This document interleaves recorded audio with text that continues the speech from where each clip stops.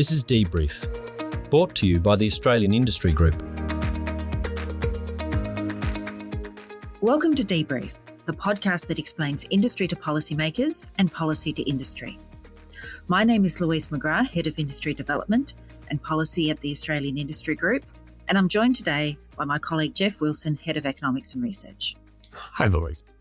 This podcast is primarily focused on the national conversation and isn't really driven by the news of the day. So this episode is a bit of a departure in that we're talking about the industry impacts of the conflict in Iran. While there's obviously human tragedy to these events, we're primarily interested in what it means to industry and to supply chains. So Jeff, just to get us started and thinking about, some of the news that is out there, give me some background context on our liquid fuel supply. Thanks, Louise. And this is probably where all this starts, is understanding the Australian experience, which some of you might be experiencing at the petrol station today.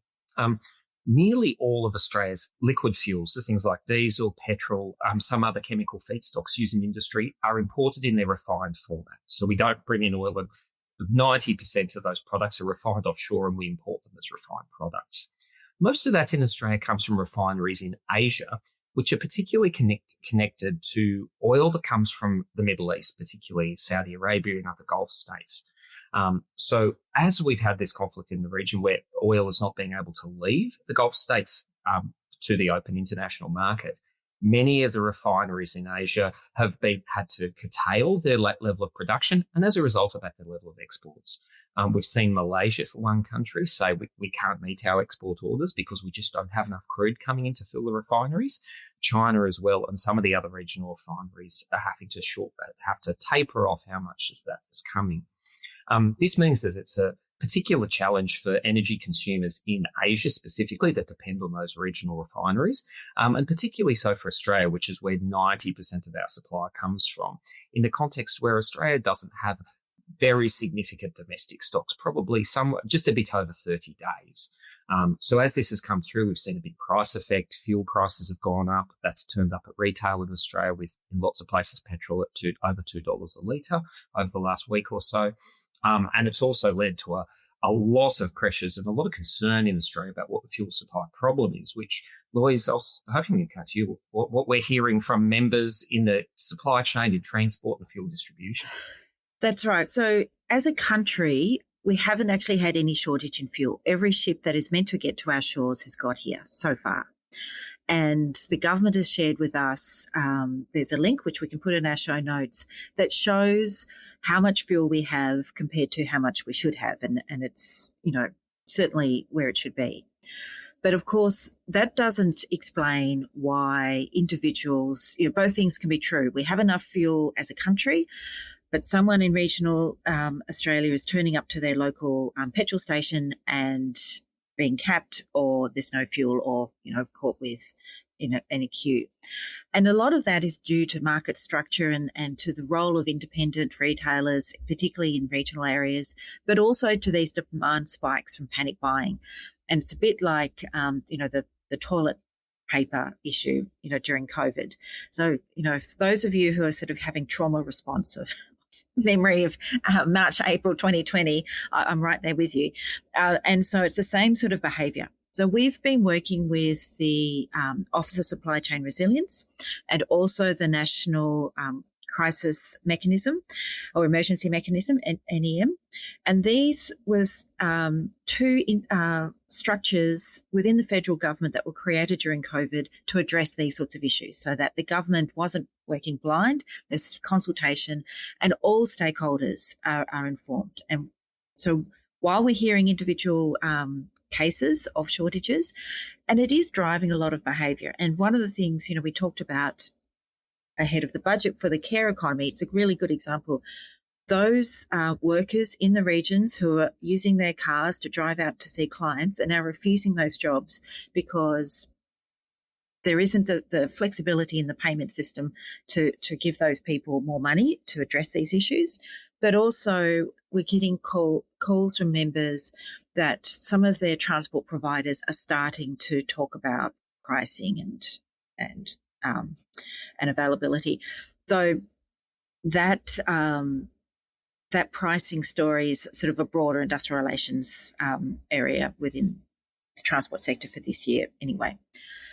But Jeff, all this, I mean, it doesn't really matter why. At the end of the day, if it's more expensive, it's more expensive and it's going to hurt.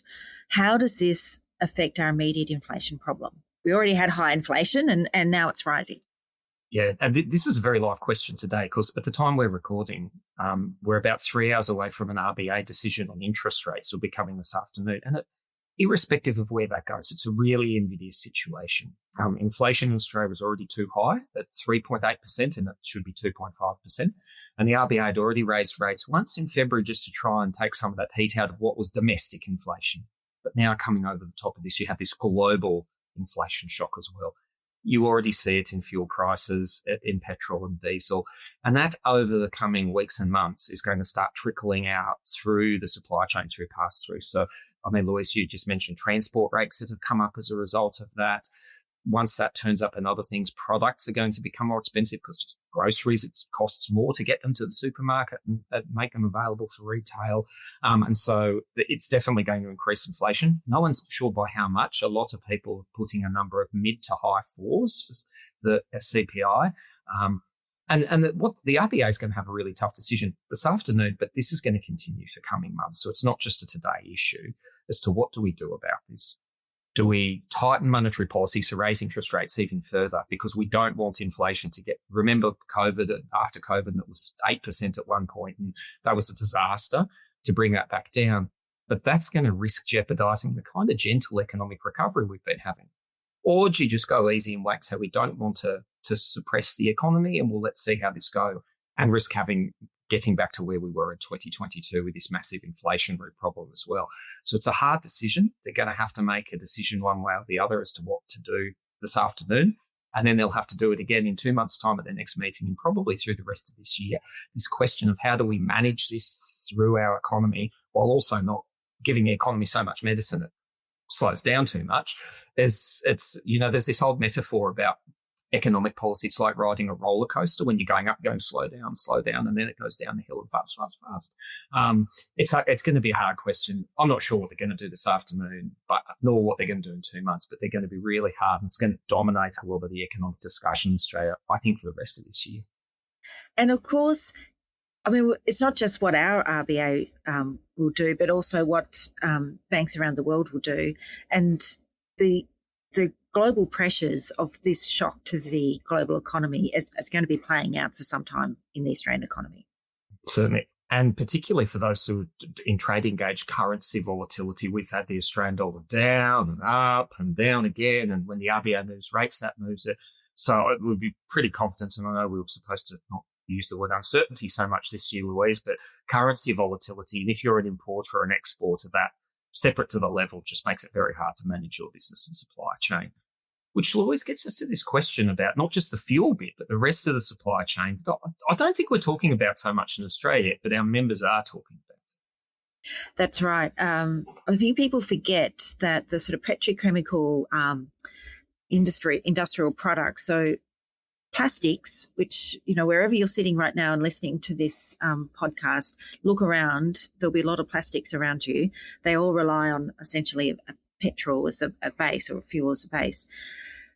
We've been getting calls last week from members saying that they've been receiving force majeure notices from Southeast Asian suppliers, particularly of obviously plastics, but also now we're seeing, fertiliser, copper, electrical products, PVC, and it's clear. So we've now had confirmation from 3 different parts of the supply chain into, for instance, the construction sector, that just the unique characteristics of those products and the sector, we think that there will be disruption to the construction sector by May. Now then, broadly thinking about plastics, we use plastics in packaging, we import all our packaging. My experience from COVID is that we generally have around 3 months of packaging in stock, independent to what's already wrapped around product. And so there might be a delay, and who knows, the war might finish this week when Mr. Trump feels it in his bones. But even if it does finish today, the disruption to the construction sector is locked in, I think. We're also seeing some companies starting to stockpile. There's all sorts of, which is another way of slowing things down. Stockpiling's not, there's a reason why we want products moving around the world. That stockpiling's not suitable. And more broadly, our exports of, say, alumina into aluminium smelters, the aluminium smelters in the Middle East have stopped. There's a lot of just production that has just stopped. And as the kink in the hose starts to play out, we'll start to see those shortages across the economy. And so we'll just take a break now. And when we come back, thinking about what that means to broader industrial supply chains and the broader economy. You're listening to the DBrief podcast, brought to you by the Australian Industry Group.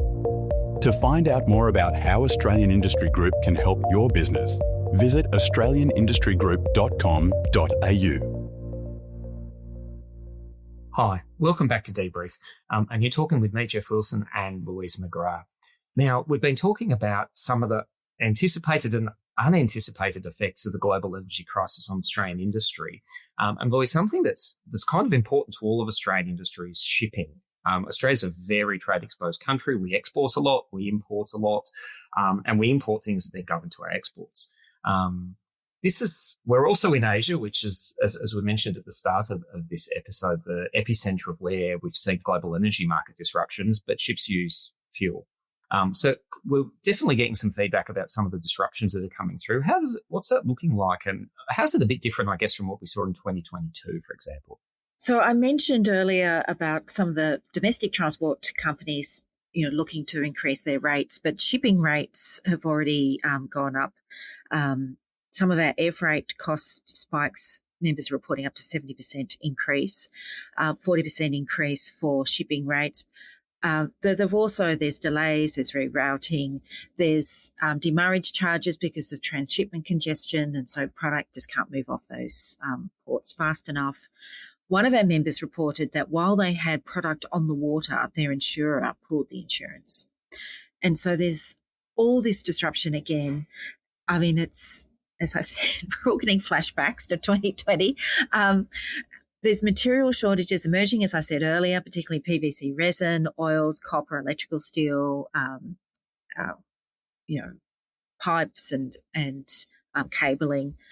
So this really risks a number of things within the economy, including potentially factory shutdowns. Some members are saying, well, if things don't pick up and they have nothing to do, they're going to have to cut certainly some casual staff, reduced ability to meet orders, and there's contractual risk. As I said, force majeure letters are just flying about everywhere at the moment.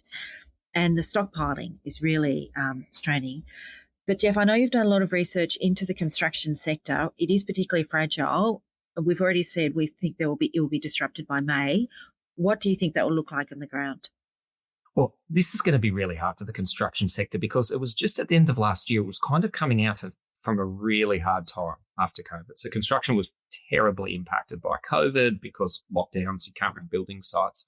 It's also been dealing with a big workforce shortage that we've seen as well, very high shortages of workers, particularly in skilled industrial trades in the industry, and a lot of demand growth on the construction industry. It's a huge amount of demand from two different places. One's public infrastructure work. So we've got a lot of public infrastructure building, things like the suburban rail loop if you're in Victoria. We've got our version here in Western Australia called MetroNet, same kind of thing.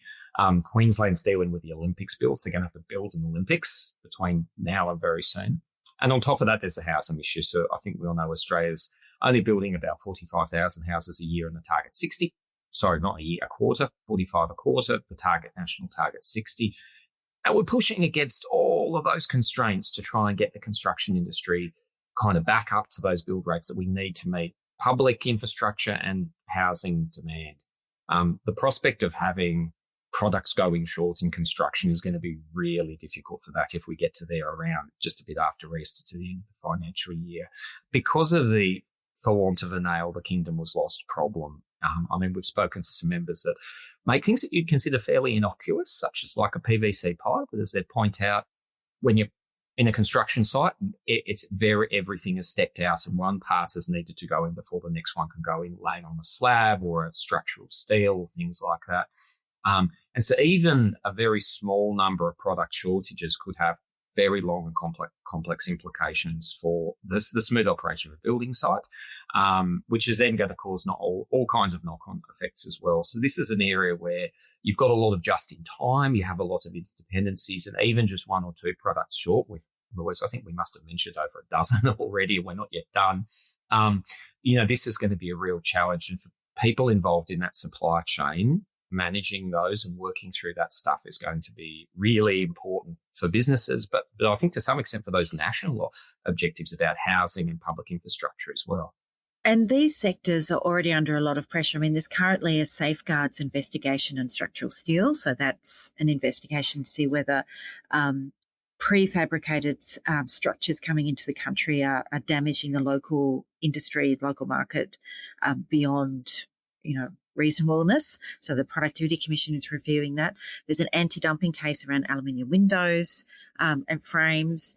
So as a sector, it's already under a lot of pressure, and this is really going to compound it. And as you say, Jeff, you can't pour the slab until you've got the pipes. I don't envy anyone who is trying to build a house or do renovations right now, because I think they will experience quite a lot of disruption. One of the other areas that we haven't really addressed yet, we focus on the plastics, but fertilisers and those sorts of products also are coming out of the Middle East and rely on that sort of, actually I'm not entirely sure how fertilisers are made, but I know it is all linked, and certainly members are reporting that it is a struggle to get that product out of the market at the moment. And that will in turn affect the agricultural sector, all our food and beverage manufacturing. There's a shortage of vegetable oils, sunflower, palm oil. So just remember the last disruption.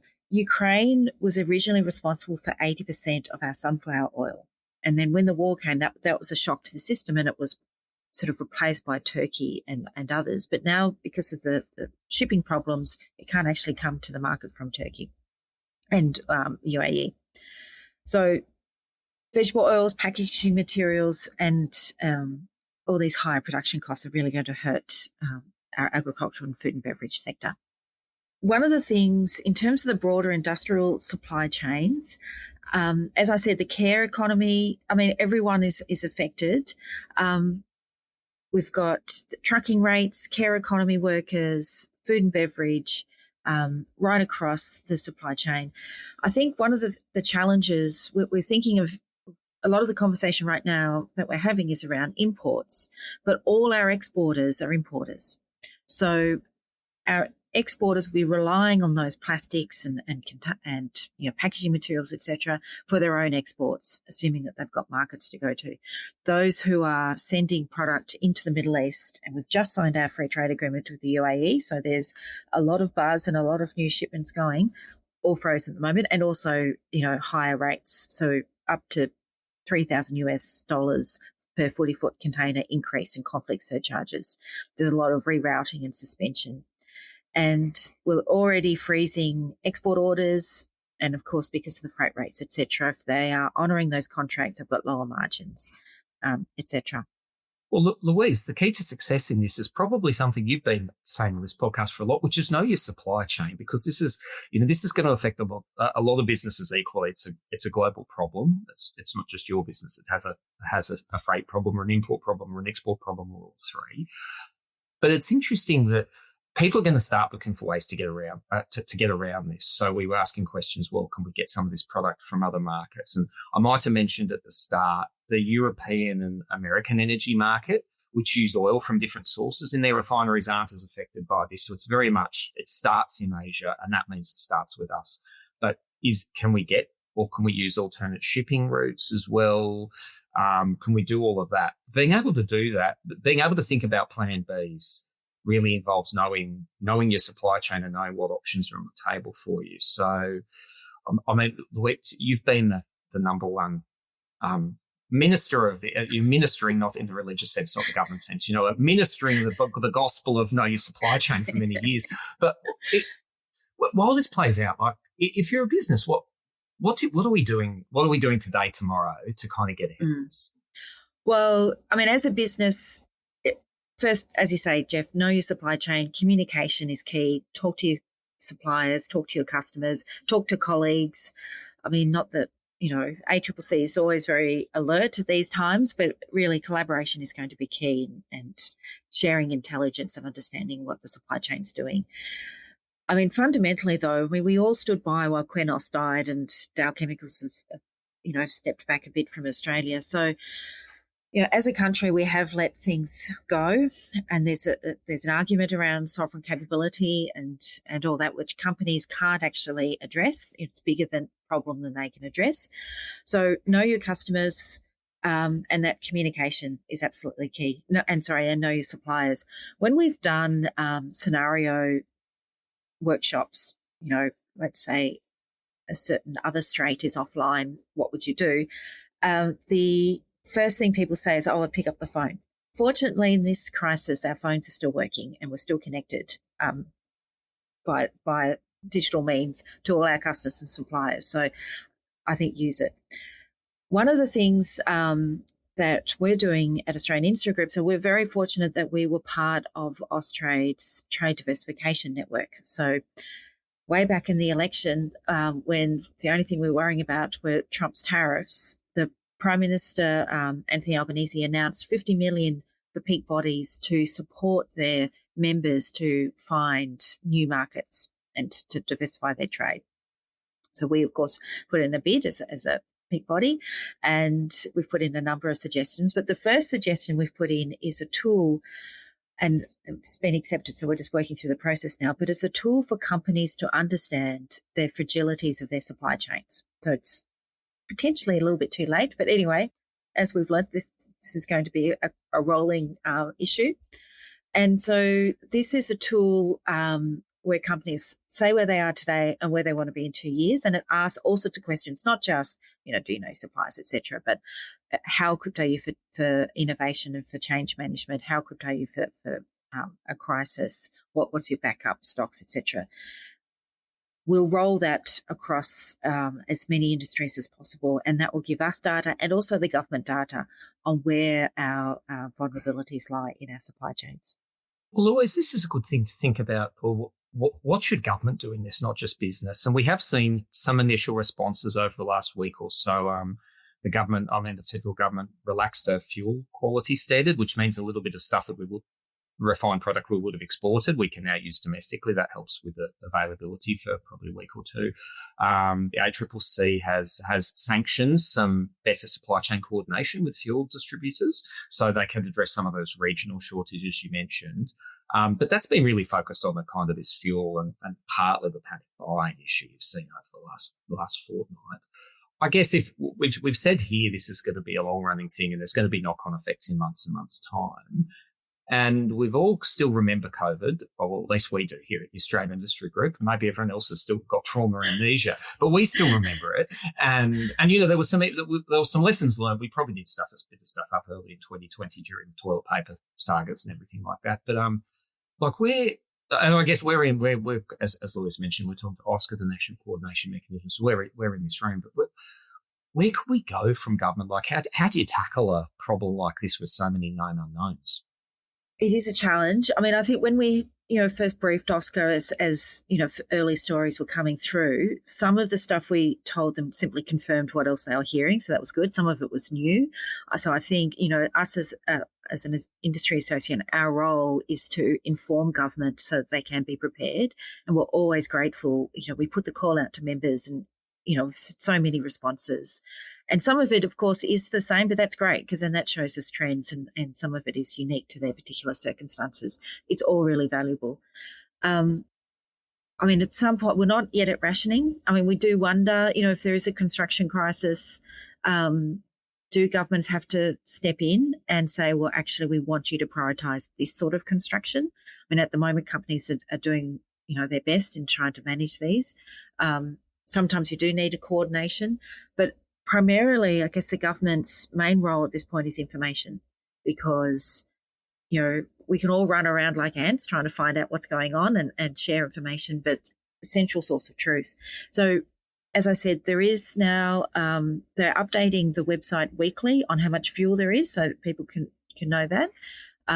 If we're Austrade and DFAT have a central page for all the disruptions, with Trump's tariffs, etc. They've also been rolling out some webinars on what's going on in the Middle East. And of course, DFAT's been on the ground helping people get out of the Middle East, in flights, etc. So there's some practical things they can do. There's some information things they can do. Strategically, though, I think this is going to raise those questions around what is our sovereign capability strategy. What does that really mean?